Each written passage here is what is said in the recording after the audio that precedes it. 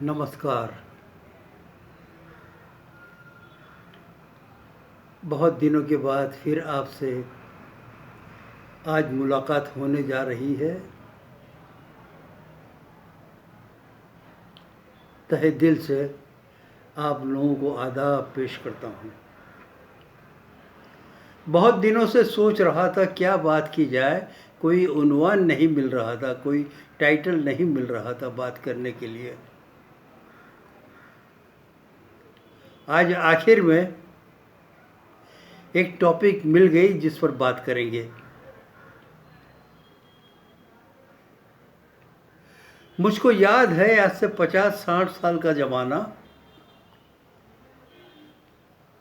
जब मैं बम्बई के एक मोहल्ले में रहता था जहाँ पर लोग 8x10 की या 10x10 की खोलियों में रहते थे। एक एक खोली में 6-6, 8-8 फैमिली के मेंबर रहते थे। अब सोचो 10x10 का कमरा, उसके अंदर 8 लोगों का रहना, कैसे गुजारा करते होंगे। लेकिन फिर भी बहुत अच्छी तरह गुजारा कर लिया। जब उनके घर जाते थे तो इतनी बेहतरीन मेहमान नवाजी होती थी कि मेहमान नवाजी से पेट भर जाता था। खाने में तो सिर्फ दाल चावल और रोटी रहती थी, लेकिन वो खाने में जो मज़ा थी, जो आज के 10-15 किस्म के पकवान जब आपके सामने रखते हैं वो भी कोई माने नहीं रखता।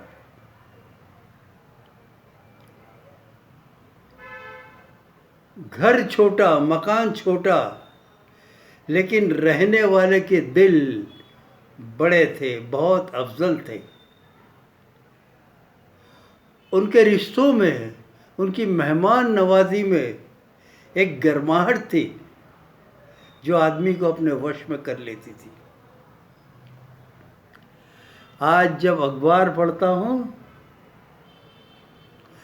तो एडवर्टीजमेंट आती है 3 बेडरूम, हॉल, किचन, साथ में swimming pool, garden, 2 crore, 3 crore, 4 crore, 5 crore रुपये, बड़े मकान, बड़े मकान। आजकल एक मिडिल क्लास और अपर मिडिल क्लास भी जो है 2 बेडरूम के हॉल के अंदर तो आराम से रह लेते हैं।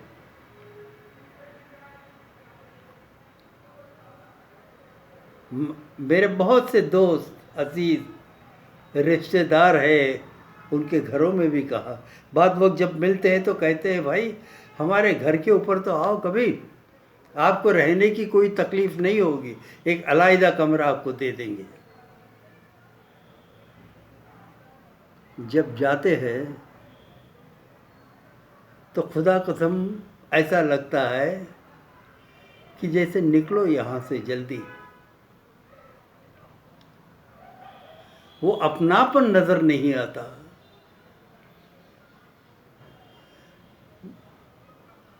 वो क्या कहते हैं, जो रिश्तों में गर्माहट थी वो गर्माहट नहीं मिलती।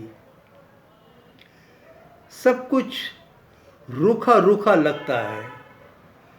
जब हंसते भी है, बात करते हैं तो ऐसा लगता है जैसे एक फॉर्मेलिटीज़ के तौर के ऊपर बात करते हैं।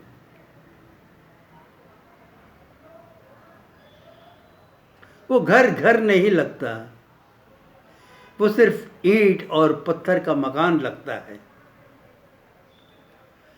और वो ईंट और पत्थर के मकान में रहते रहते लोगों के दिल भी ईंट और पत्थर जैसे हो गए। क्यों हुआ ऐसा? पिछले 40-50 साल में क्या हुआ जो सब कुछ बदल गया? तो मैं इन चीज़ों पर गौर करता था। जब जाते भी है कभी किसी के घर के ऊपर तो बच्चा अपने एक कमरे में है, बेटी अपने एक कमरे में है, शोहर अपना एक कमरे में है,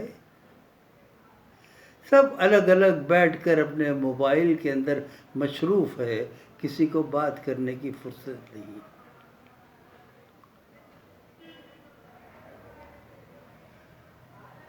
तो क्या हुआ, क्यों ऐसा हुआ पिछले 30, 40, 50 साल में?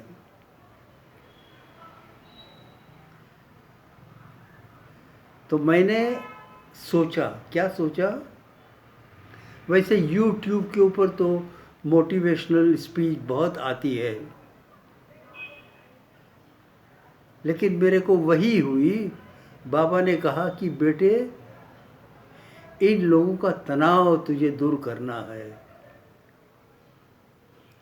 इन लोगों के रिश्तों में जो कड़वाहट आ गई है, फिर वो कड़वाहट माँ बाप और बच्चों के बीच हो, या बीवी और शौहर के बीच में हो, या भाई भाई के बीच में हो, उन्हें जाकर समझाओ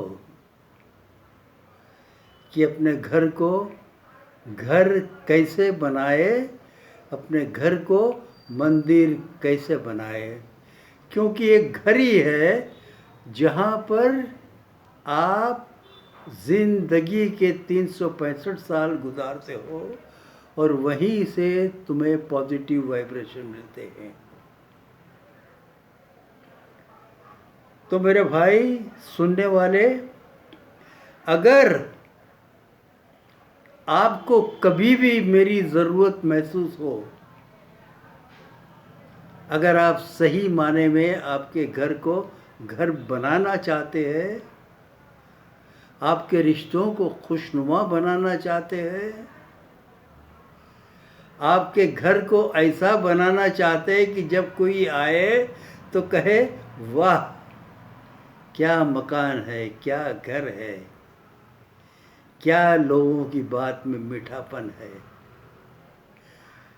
जहाँ 10 मिनट बैठना चाहिए वहाँ पर वो 1 घंटा आपके घर में बैठे और आपकी सराहना करे, आपको कहे कि आपकी मेहमान नवाजी तो बेमिसाल।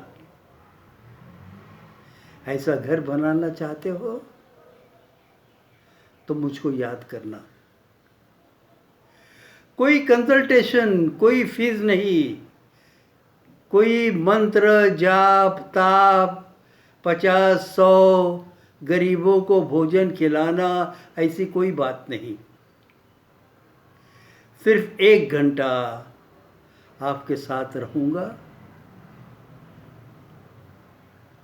बाबा ने, परवरदिगार ने, अल्लाह ने जो मुझे हिदायत दी है वो हिदायत मैं आपको दूंगा, और उस हिदायत पर फिर अमल करना आपका काम है। मेरी ये गारंटी है कि आपका घर बहिश्त बन जाएगा, स्वर्ग बन जाएगा, जन्नत बन जाएगा। अगर मैं ये सेवा आपके लिए कर सकता हूँ तो ये मेरे लिए बड़ी खुश नसीबी होगी। मेरी क्लिप के नीचे मेरा नंबर लिखा हुआ है, मेरा ईमेल भी है, आप मुझे फ़ोन कर सकते हो, ईमेल कर सकते हो, मैं आपकी खिदमत में हाजिर हो जाऊंगा। आप सब लोगों का मंगल हो, कल्याण हो, आपका घर घर और मंदिर बनकर रह जाए, ये मेरी दिल की दुआ है। नमस्कार, खुदा हाफिज़।